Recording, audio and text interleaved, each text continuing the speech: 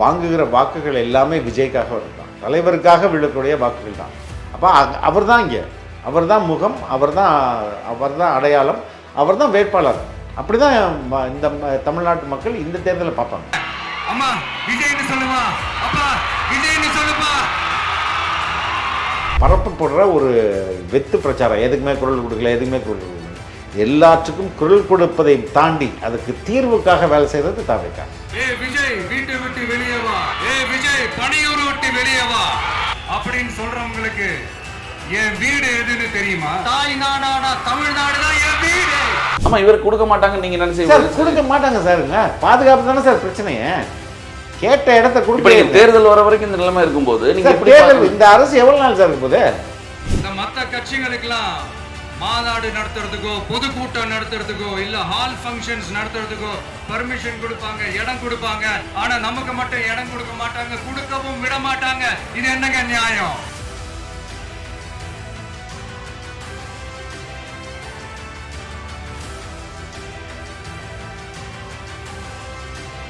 வணக்கம், இது செய்தி மலரின் நேர்காணல் நிகழ்ச்சி. இன்றைய நிகழ்ச்சியில் கலந்து கொண்டு தன்னுடைய கருத்துக்களை தெரிவிப்பதற்காக தமிழக வெற்றி கழகத்தினுடைய தேசிய செய்தி தொடர்பாளர் ஃபெலிக்ஸ் அவர்களை சந்திக்கவிருக்கிறோம். வணக்கம் சார். வணக்கம் சார்.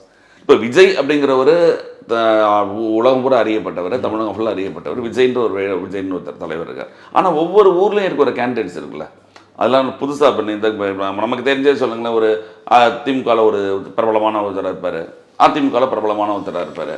அதுபோல் நீங்கள் தாவேக்கால நீங்கள் செங்கோட்டைன்னு சொல்லலாம், ஜேசி நமக்கு தெரிஞ்சது இவரை தவிர, விஜய் தவிர புசியானந்த் தெரியும்னு வச்சுங்க. அதை இது தவிர ஒவ்வொரு கேண்டிடேட்டும் வந்து பிரபலம் இல்லாத இருந்ததுன்னு வச்சுங்களேன். இப்போ எல்லாமே விஜய் தான் சார்.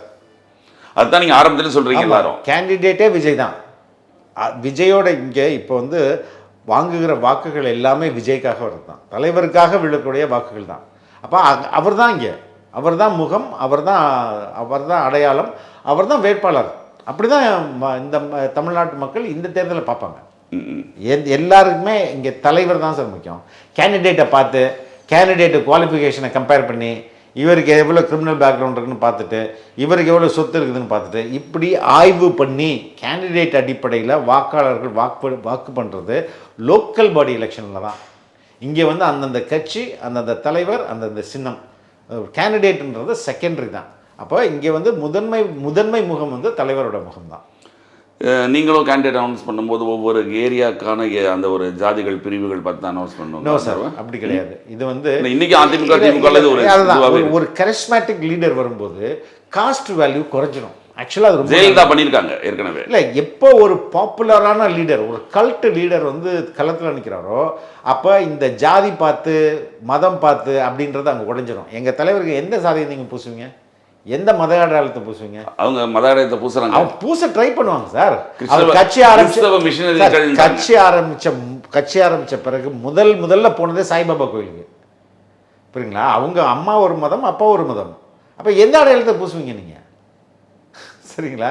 இவங்க ட்ரை பண்ணுவாங்க சார். கிறிஸ்டியன் மிஷினரின்னுவாங்க, அது மிஷினரி, வேற ஏதாவது வந்து அவதூறை பரப்பணும்ல, அதனால சொல்றது தான். நிறைய பிரச்சனைகளுக்கு இன்னும் குரல் கொடுக்க மாட்டேங்க. எந்த பிரச்சனைக்கு சார் குரல் கொடுக்கல? திருப்பி அதான் சொல்றேன். எந்த பிரச்சனை? அன்றாடம் இருக்கக்கூடிய எந்த பிரச்சனை? தமிழகத்துல பிரச்சனையா எந்த பிரச்சனை? இல்ல, தமிழகத்துல பிரச்சனைகளுக்கு குறைவா? நீங்க எப்படி திமுக எந்த பிரச்சனைகளுக்கு குரல் கொடுக்கல? இன்றைக்கு வரைக்கும் ஒரு ஆசிரியர் போராட்டமா இருந்தாலும் சரி, கைது செய்யறாங்க. உங்களுக்கு தெரியும், துப்புரவு பணியாளர்களுக்கு நீங்க கூட்டாங்க, இப்ப நீங்க 10 நிமிஷத்துக்கு நீங்க வரும்போது ஐ திங்க் பாரதி தான், அவர்கிட்ட கேட்டு பாருங்க எந்த அளவுக்கு தாவேக்கா வந்து துப்புரவு பணியாளர்களுக்கு கூட நின்னாங்கன்ட்டு. இது அகெயின் பரப்பப்படுற ஒரு வெத்து பிரச்சாரம், எதுக்குமே குரல் கொடுக்கல, எதுக்குமே குரல் கொடுக்கல, எல்லாற்றுக்கும் குரல் கொடுப்பதை தாண்டி அதுக்கு தீர்வுக்காக வேலை செய்யறது தாவேக்கா. இல்ல, குரல் கொடுத்தா தானே நீங்க தீர்வுக்கு அடுத்த குரல் கொடுத்ததுனால தான் சார் சொல்றேன், அது தீர்வுக்காக ஒர்க் பண்றதும் தாவேக்கா அப்படின்னு சொல்லிட்டு.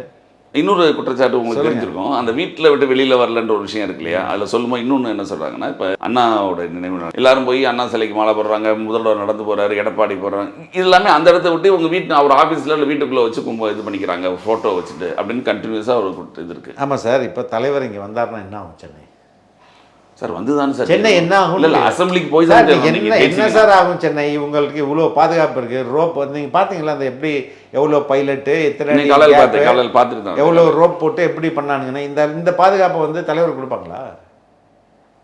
கொடுப்பாங்களா இந்த அரசு கொடுக்குமா அது ஒரு சார்? CM கொடுக்குமா? ஒரு சிஎம்க்கு இருக்கிறதுக்கும் தலைவர்கள்னா தலைவர்கள் தான். அது எடப்பாடி இருந்தாரு. ரைட், அவருக்கும் அதே பாதுகாப்பு தானே கொடுக்குறாங்க. ஆமா, இவர் கொடுக்க மாட்டாங்கன்னு நீங்க சார் நினைச்சு கொடுக்க மாட்டாங்க சாருங்க. பாதுகாப்பு தானே சார் பிரச்சனையே. கேட்ட இடத்த இப்ப கொடுக்க நீங்க தேர்தல் வர வரைக்கும் இந்த நிலைமை இருக்கும்போது நீங்க எப்படி தேர்தல் இந்த அரசு எவ்வளவு நாள் சார் இருப்பது? இப்போ தேர்தல் announce பண்ண உடனே வரைக்கும் மக்களுக்கு தெரியும் சார். மக்களுக்கு தெரியும் இந்த அரசு எப்படியெல்லாம் எங்க தலைவரை முடக்கிறதுக்கு அன்னத்திக்கல் வேலையெல்லாம் போறாங்க. அதாவது நீங்க நம்ம 2 பேரும் சண்டை போடணும், அந்த சண்டையில கூட there should be some ethics. War of எத்திக்ஸ்னே இருக்குல்ல, போர் நெறிமுறைகள் இருக்கு. அப்போ அதெல்லாம் இவங்க ஃபாலோ பண்ணவே மாட்டாங்க சார். இவங்க வந்து என்ன சொல்றது, பிட்ரேயல் பாலிடிக்ஸ் இவங்க பண்றது, துரோக அரசியல் இவங்க பண்ணுவாங்க. அதனால இவர்கள் மக்கள் எல்லாத்தையும் பார்த்துட்டு தானே இருக்கிறாங்க. நாகப்பட்டினத்தில் பேசும்போது சொல்லி எங்களுக்கு ஒரு நல்ல இடம் தானே கேட்குறேன். நான் வந்து மக்களை சந்திச்சுட்டு போகிறதுக்கு ஒரு பெரிய இடத்த கொடுங்கன்னு தான் இவர் கேட்டார். இவர் எந்த அளவுக்கு முடக்கணுமோ எல்லா விதத்துலையும் முடக்குவாங்க, எவ்வளோ அழுத்தம் வேணால் கொடுப்பாங்க. நான் தலைவர் ஒரு பாயிண்டில் யாருக்கும் வந்து அடங்க மாட்டார். அதுதான் வந்து அடிப்படை. பிஜேபிக்கு எதிராக இப்போ தான் பேச ஆரம்பிச்சிருக்கீங்க. சார் எப்போ சார் நீங்கள் இப்படி சொல்கிறீங்க? இப்போ தான் பேச ஆரம்பிச்சிருக்கீங்க. ஒவ்வொரு முறை மக்கள் சந்திப்புலையும் மாநாட்டிலையும் திமுகவை தான் அதிகமாக பேசுறாங்க. அந்த அரசியல் எதிரி யாரு, கொள்கை எதிரி யாரு தெளிவாக ஒவ்வொரு முறையும் சொல்லிட்டு போகிறார் சார். இதுதான் சார் எங்களுடைய தலைவருடைய முதல்ல சொன்னார். பாசிசம் பாயாசம்லாம் சொன்னார் கூட சொன்னார் சார். எப்போதுமே சொல்லிட்டு இருக்காரு. இப்போ அரசியலில் நிரந்தர நண்பனும் இல்லை, நிரந்தர பகைவனும் இல்லை, இப்படி தானே எல்லாம் உருட்டுறாங்க. இந்த 2 தலைவரும் கூப்பிட்டு என்ன மாதிரி சொல்லுங்களா? எங்கள் தலைவர் சொன்ன மாதிரி இவர் எனது அரசியல் எதிரி, இவர் எனது கொள்கை எதிரின்னு சொல்லுங்க. எதிர்காலத்தில் டிஎம்கேயும் ஏடிஎம்கேயுமே கூட்டணி வைக்கும் சார். இப்போ அந்த விஷயத்தை நான் நீங்களே சொன்னீங்க. இன்னொரு கருத்து ஒன்று பேசப்படுது, நீங்கள் அறிஞ்சிருப்பீங்கன்னு நினைக்கிறேன். ஆஃப்டர் எலெக்ஷனுக்கு அப்புறம் ஒருவேளை இங்கே வந்து ஒரு தொங்கு சட்டமன்றம்ன்ற மாதிரி அமைகிற மாதிரி இருக்க நிலைமை இருந்தால், யாருக்கு மெஜாரிட்டி இல்லாமல் இருந்தால், அதிமுகவும் தாவேகாவும் கூட்டணி வைக்கிறதுக்கான வாய்ப்புகள் இருக்குன்ற மாதிரி பேசப்படுது sir. Let us talk the reality. இது வந்து ஃபுல் என்னது ஹைப்போதெட்டிக்கல் அசம்ஷன். இது நாங்கள் என்ன சொல்கிறோம், எங்கள் தலைவர் பெரும்பான்மையோட ஆட்சி அமைப்பார், ரைட்டுங்களா? அதற்கான எல்லா தகுதியும் தாவேகாவிற்கு உள்ளது, எங்கள் தலைவருக்கு உள்ளது. Let us wait. ஏன் நம்ம அவசரப்படணும்? இது கூட்டணி இன்னும் சரியானபடி அமையல. சார் நாங்கள் என்னைக்கு சார் கூட்டணி வாங்கினு யாராவது கூட்டணி வாங்கன்னு யாராவது கூப்பிட்டோமா? ஆட்சியில் பங்கு தரோம்னு சொன்னாலே அது வந்து தத்துவார்த்த அடிப்படையில் சார். இப்போ இந்த 2 கட்சிகளும் உழைப்பை சுருண்டிட்டு என்ன பண்ணுறாங்க? விசிகே இங்கே உழைக்குது, யாருக்கான வெற்றிக்கு உழைக்குது? திமுக வெற்றிக்கு உழைக்குது. உழைச்ச பிறகு விசிகாக்கு திமுக என்ன பண்ணுது? ஹெலிகாப்டர் கம்பெனி லஞ்சம் வாங்கின்னு சொல்லிட்டா? பாலாஜி சொல்றீங்களா? இல்ல விசிகே தானே சொல்றேன். ஹெலிகாப்டர் கம்பெனி லஞ்சம் வாங்கிங்க, ஸ்கிராப் பிசினஸ்லாம் நீங்க எடுத்துங்க, அப்படி ஏதாவது அக்ரிமெண்ட் கொடுக்குறாங்களா? எந்த அடிப்படையில் இங்கே கூட்டணி கட்சிகளை இந்த அரசு அவங்களுடைய உழைப்புக்கு அங்கீகாரம் கொடுக்குது? அதே மாதிரி அதிமுக மற்ற கூட்டணி கட்சிகளுடைய உழைப்பை சுரண்டி வெற்றி பெறுறதில்ல, அவங்களுக்கு என்ன செய்து திருப்பி? இப்போ இது தவறு இல்லை. இந்த அடிப்படையில் தான் அதான் அவங்க சொல்லும்போது சொல்லிடுறாங்க, மத்தியில் கூட்டாட்சி, மாநிலத்தில் சுயாட்சி. அது என்ன மாநிலத்தில் சுயாட்சினா நீங்கள் மட்டும் உங்கள் சுயாட்சி இல்லை சார். சுயமாக நீங்கள் சிந்தித்து முடிவெடுக்கிறது தான். நீங்கள் இங்கேயும் கூட்டணி ஆட்சி வச்சுக்கலாம், ஓகே? அது சும்மா கதை. அது கூட்டாட்சி, அது ரெப்ரசன்டேட்டிவ் கவர்மெண்ட் அங்கே சொல்கிறது. கூட்டாட்சின்றது எல்லாம் செய்யுது. அதை இங்கே வந்து தவறாக இப்போ பரப்பிட்டு இருக்காங்க. அது இல்லை, கூட்டாட்சியோட தத்துவம் அது இல்லை. இப்போ அந்த அடிப்படையில் எங்களுடைய வெற்றிக்கு உழைத்த ஒரு கட்சிக்கு நாங்கள் அங்கீகாரம் கொடுக்கணும்ல, அவங்களுக்கும் அதை தான் நாங்கள் சொல்கிறோம். அந்த பவரில் நீங்கள் சொன்ன உடனே வந்திருக்கணுமே, ஏன் பல பேர் நாங்கள் தானே சார் முடிவு பண்ணணும் யார் வரணும்ன்றது, இல்லை அங்கே போகணுங்கிறது அவங்க முடிவு பண்ணணும் சார். நீங்கள் வந்து கொடி பறக்குது, பிள்ளையார் சொல்லி போட்டாச்சு, இந்த ஒரு இதை சொன்னது யாரு? எடப்பாடி. எதுக்கு சொன்னாரு? தாவேகா கொடியை பார்த்துட்டு சும்மா கூட்டணிக்கு வருவீங்கன்னு நினைச்சிருப்பாங்க. அதே மாதிரி டிடிவி தினகரன் என்ன சொன்னாரு? விஜயகாந்தை விட அதிக இம்பேக்டை தாவேகா தலைவர் விஜயால் ஏற்படுத்த முடியும், அவருடன் கூட்டணி வைத்தால் என்ன தப்பு கேட்டாரா இல்லையா? இதெல்லாம் ஃபீலர்ஸ் தானே சார். திமுக வீழ்த்த ஓரணியில் வர வேண்டும், தம்பி விஜயம் வர வேண்டும், பாஜக சொன்னாங்களா இல்லையா? யார் இங்கே முடிவெடுக்கும்? காங்கிரஸில் அதே மாதிரி என்னாச்சு? இப்போ காங்கிரஸ் பேச்சு நடந்துட்டு சார். காங்கிரஸில் என்னாச்சுன்னு தான் நான் கேட்டேன். தலைவர்கள் சில பேர் அங்கே கூட்டணி வைக்கணும். கூட்டணியை பொறுத்தவரை எங்கள் தலைவர் தான் முடிவெடுப்பார். ஆனால் நான் என்ன சொல்கிறேன்னா, நாங்கள் தான் டிசைடிங் ஃபேக்டராக இருப்போம். நாங்கள் தான் முடிவு பண்ணுவோம். நாங்கள் தான் உங்களுக்கு இத்தனை சீட்டு, உங்களுக்கு இத்தனை சீட்டுன்னு நாங்கள் தான் கொடுப்போம். எங்களுக்கு ஒரு கட்சியை கொடுக்குற நிலைமைக்கு நாங்கள் இல்லை. இல்ல நீங்க சொல்றது சரி, ஆனா அதுக்காக வரலையேன்னு கேக்குறேன் சார். எங்களுக்கு அது botheration இல்ல தமிழகத்தை பொறுத்தவரை கூட்டணி தான் பொதுவா இருக்கும். அப்படி இல்லை சார், அதுக்கு we are not botheredன்றேன். எங்களுக்கு அது டெஸ்பரேஷன் கிடையாது, அது செகண்டரி ஆப்ஷன் தான். வந்தா வராங்க, இல்லைன்னா போறாங்க. நட்பு சக்தி இருக்குதோ இல்லையோ, we will win the government. அதுதானே இது முழக்கமா நாங்க வைக்கும்போது நீ ஏன் கூட்டணி போலன்றது எப்படி? இல்ல ரொம்ப நாள் இவங்களோட கேள்வி முதல் மாநாட்டிலேருந்து இதான் இங்க சொல்லிட்டு தாவேகா தானாகவே ஆட்சி இங்க அமைக்கும் அனைத்து வல்லமைகளும் உள்ளது. உங்களை காமிச்சு இவங்க ஒரு பேரம் பண்ணிட்டு இருக்காங்க அவங்களுடைய பிரச்சனை.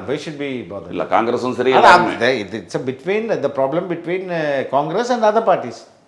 நமக்கு அதுல எந்த செய்யும் கிடையாது. அதுல ஒரு சொல்லும்போது இன்னொரு விஷயம் என்ன அப்படின்னா, விஜய் வீட்டை விட்டு வெளியவான்னு சொல்கிறாங்க. ஒவ்வொரு விஜயும் வருவாங்க தேர்தல் அன்னைக்குன்னு சொல்கிறாங்க. திருப்பியும் அவர் இன்னும் இப்போ வெளியில், அதாவது நான் அடுத்த வாரம் வரோம், அடுத்த ப்ரெஸ் மீட் தரேன், எதுவுமே சொல்லாமல் தேர்தல் அன்னைக்கு எல்லாரும் விஜயும் வருவாங்க அப்படின்னா மீன்ஸ் என்ன அப்படின்ற ஒரு கேள்வி.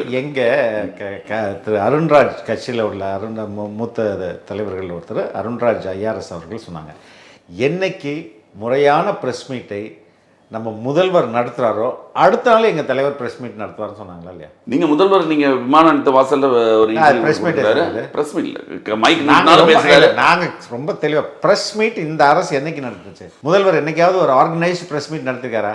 அறிவாலயத்தில் சூப்பரான ஒரு ப்ரெஸ் ரூம் இருக்குது, செக்ரட்டேரியட்லேயும் சூப்பரான ஒரு ப்ரெஸ் ரூம் இருக்குது. அந்த ப்ரெஸ் ரூமை என்னைக்கு திறந்தாங்களா?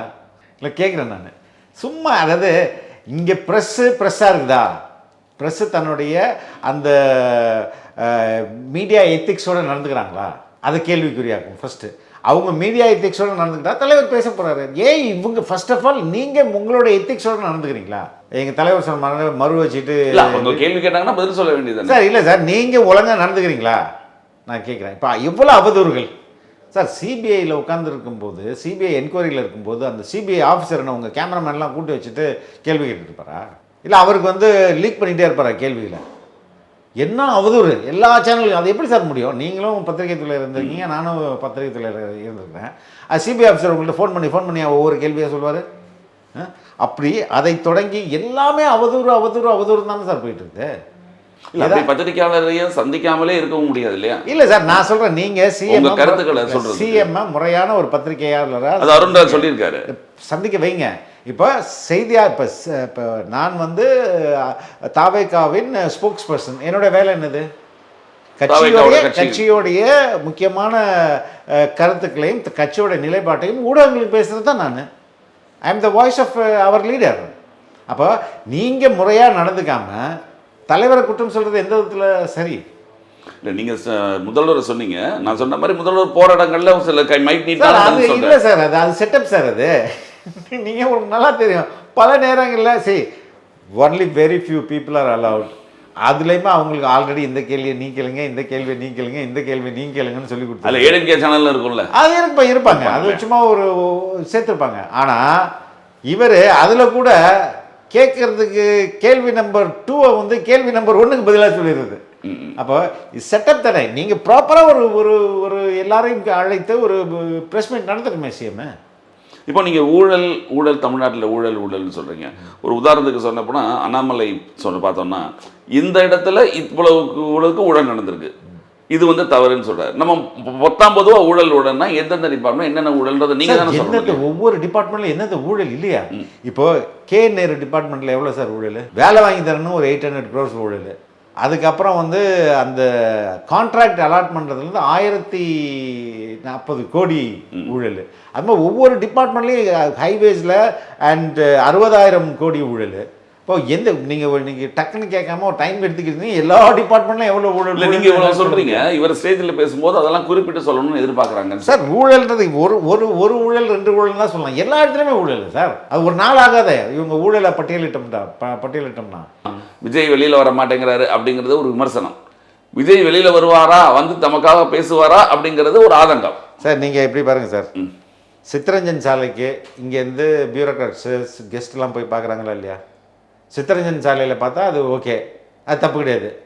இப்போ அறிவாலயத்துக்கு எத்தனை முறை வராரு? நீங்கள் ஆக்டிவாக ரிப்போர்ட்டிங் வராரு. நேற்றுக்கால எப்போ அதை எவ்வளோ நாளாக வராரு? லாஸ்ட் 6 monthsல எத்தனை முறை போனார்? எனக்கு ஒரு 4-5 ரூபா. அப்போ 6 மாதத்தில் 4-5 முறை தான் போகிறாரு. அவ்வளோதான் இருக்கு. அதை விட அதிகமாகவே எங்கள் தலைவர் பனையூர் ஆஃபீஸ் போகிறாரு. அதிமுகவுடைய தலைமை கழகத்துக்கு எடப்பாடி எத்தனை முறை வருது? நீங்கள் அறிவாலயத்துக்கு வரதை விட அது ரொம்ப குறைவு. அது அப்போ ஜெயலலிதா இப்போ போயிருக்காங்க. ஜெயலலிதா தன்னுடைய சொந்த ஆஃபீஸுக்கு போகிறதே ஒரு விழாக்கோலமாக இருக்கும். திருவிழா. இது என்ன சார் இது? ஆஃபீஸ் போகிறதே திருநாள் நாள் கொண்டாடுற ஒரு கட்சி ஆஃபீஸே போகாததுக்கு கனிமொழிக்கு ஒரு ரூம் கொடுத்தாங்க. அந்த ரூமே பூட்டி வச்சிட்டாங்க அறிவாலயத்தில். இப்போ இவங்கெல்லாம் பேசுகிறாங்க ஏதோ டெய்லியே கலைஞர் மாதிரி. விழாக்களாக இருந்தாலுமே பனையூர் இல்லாட்டி மகாபலிபுரம் அதை சுற்றியே நடக்கிறதே தவிர சிட்டிக்குள்ளே வர மாட்டேங்க. பர்மிஷன் கொடுக்கணும்ல சார்?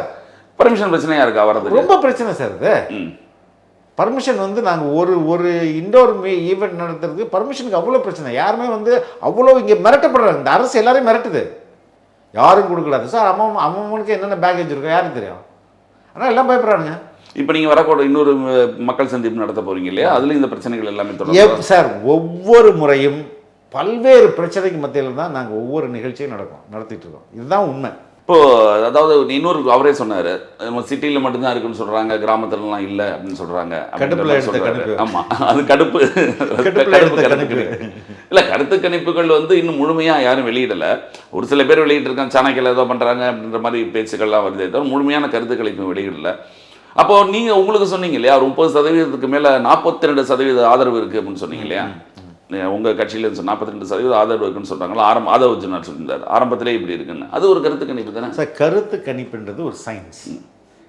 அந்த சயின்ஸுன்றது இப்போ அது வந்து போலியாகாது. சயின்ஸோடைய அடிப்படை எலிமெண்ட்டை மல்டிபிள் டெஸ்ட் பண்ணாலும் you should get the same result. இதானே? இப்போ எங்கே டெஸ்ட் பண்ணாலும் you should get the same result. இதுதான் சயின்ஸ். அப்படி இருந்தால் மட்டும்தான் அது சயின்ஸு. இந்த ஊரில் இது வந்து வேறு மாதிரி டெஸ்ட் இருக்குது, இந்த ஊரில் இந்த டெஸ்ட்டுக்கு வேறு மாதிரி ரிசல்ட்னா சயின்ஸ் கிடையாது. அதை சயின்ஸை அக்செப்ட் பண்ணிக்கவே முடியாது. இப்போ எங்கள் தலைவர் நேற்று கூட சொன்னார், ஃபஸ்ட்டு வாட்டி எடுத்து பார்த்தீங்களா உங்களுக்கு வந்து திருப்தியாக இல்லையா, அழிச்சிட்டு மறுபடியும் எடுத்து பாருங்கள் அதே ரிசல்ட் வரும்ட்டு. இதுதான் சயின்ஸு. ஆனால் இங்கே கடுப்பில் விட்ட கணிப்புன்ற மாதிரி அவங்க தன்னுடைய அபிலாஷைகள் இருக்குல்ல, தன்னுடைய வெஸ்டட் இன்ட்ரெஸ்ட், அதை கருத்து கணிப்புன்னு காட்டுறாங்க. அதுதான் ஆபத்தானது. அது அறமற்றதுன்றோம். போன வாட்டி அண்ணாமலை அடித்து பின்னிட்டு வர போகிறாரு, பாஜகவுடைய கூட்டணி தமிழகத்தில் வந்து வெற்றி பெற போகிறது, அண்ணாமலை வந்து முதல்வர் ஆகிறாருன்னு ஒரு கருத்து கணிப்பு வந்துச்சா இல்லையா? வந்துச்சா இல்லையா? அப்போவும் நம்மலாம் சிரிச்சோமா இல்லையா? அவங்க ஐடி தப்பு தானே வைக்கிறாங்க. அது சார் அது தப்பு தானே? தப்பு தானே? அப்போ தெர் இஸ் நீங்கள் வந்து ஒரு மெத்தடாலஜி ஃபாலோ பண்ணிங்கன்னா அது சரியான அப்ரோச்சாக இருந்ததுன்னா அது வந்து உங்களுக்கு சரியான ரிசல்ட் தான் கொடுக்கும். உங்களுடைய விருப்பத்துக்கு ஏற்ப நீங்கள் சயின்ஸை திருப்பிக்கிட்டீங்கன்னா அது சயின்ஸாக இருக்காதுல்ல. இல்லை உங்களுக்கு அவங்க சரியான ஆதரவு தரல அப்படிங்கிறதுனால இல்லை சார். எங்களுக்கு கடுப்பு கணிப்பு சொல்லி எங்களுக்கு ஃபேக்ட் தெரியும். எங்களுக்கு ஃபேக்ட் என்னன்னு தெரியும். நாங்கள் எடுக்கிற ஃபேக்ட் இருக்குது, நாங்கள் சயின்டிஃபிக்காக எடுக்கிறோம். எங்களை மாதிரியே ஃபேக்ட் எடுக்கிறவங்களும் இருக்கிறாங்க. அப்போ அது ரெண்டும் ஜெல் ஆகுது. ஒரு சில பேர் எடுக்கிறது தப்பாக வருது. அப்போ அது அட்லீஸ்ட்டு தப்பாக வர்றதுனாலும் சரியாக வரணும்ல, அதுலேயே முரண் இருக்குது. அப்போ அதனால தான் சொல்கிறேன், இது வந்து கருத்து கணிப்புன்ற பேரில் இவங்க நடத்துகிற வந்து ஒரு ஒப்பீனியன் மேக்கிங் அது ரொம்ப தப்பானது. ஒப்பீனியன் மக்கள் எப்போது முடிவு பண்ணிட்டாங்க. இவங்க இந்த ஒரு பத்திரிகையிலையும் ஒரு டிவிலையும் ஒரு இன்டர்நெட்லேயும் கருத்து கணிப்பு வெளியிடுறதுனால மக்கள்லாம் மாற மாட்டாங்க. People have decided. மிக்க நன்றி. 2026 தேர்தல் முடிவுகள் நெருங்கி வர வேளையில் பல்வேறு விஷயங்களை பற்றி தொடர்ந்து பேசலாம். நிகழ்ச்சியில் கடந்து தங்கள் மேலான கருத்துக்களை தெரிவித்தது ரொம்ப நன்றி சார்.